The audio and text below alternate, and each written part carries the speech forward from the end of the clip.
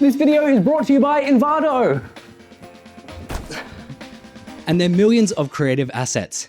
Now, freeze frames or frame holds are an incredibly simple trick of the editing trade, and when used creatively, they can serve to add a lot to your story, or a silly intro. They're great for pausing on a character to give added context, either via narration or via a text overlay. They're great for holding on a character who is maybe about to meet their demise, rather than explicitly show that demise. They're great for adding weight and impact when it comes to a fight scene, or maybe they're just perfect for recreating that feeling of a cheesy 80s sitcom. Whatever your reason for needing to freeze your frame, just know that it's super simple to do here within DaVinci Resolve.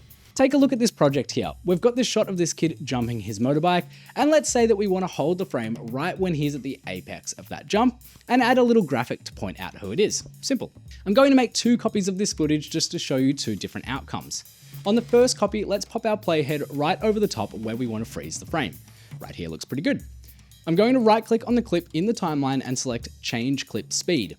You can see there is a freeze frame checkbox here. Go ahead and tick that. What that has done is split the clip at the playhead, leaving the moving footage to the left, then freezing at the point that we determined, and creating, effectively, a still image on the timeline that we can extend or shorten as we see fit. But what if you want the footage to continue playing after a set amount of time being frozen?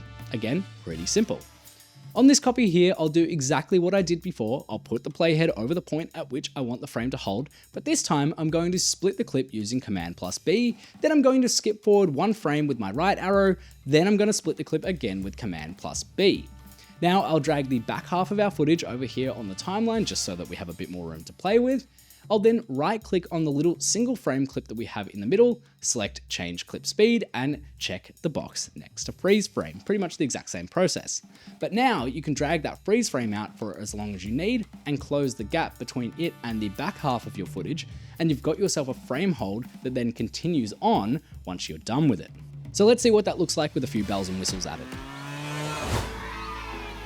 Okay, so that's a super simple to achieve effect that when used creatively can yield some pretty fun results. Now I hope this quick tip helped you on your journey to creating bigger, better, and more creative videos. And another great tool to help you on that journey is a subscription to Envato, the unlimited creative asset subscription. With studio quality templates, authentic stock footage, motion graphics, music, and much more, Envato has the broadest range of categories, which means they've got everything that you need to make great videos.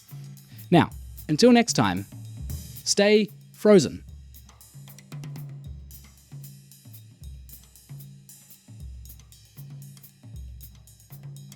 Does anyone know how long the YouTube end card is?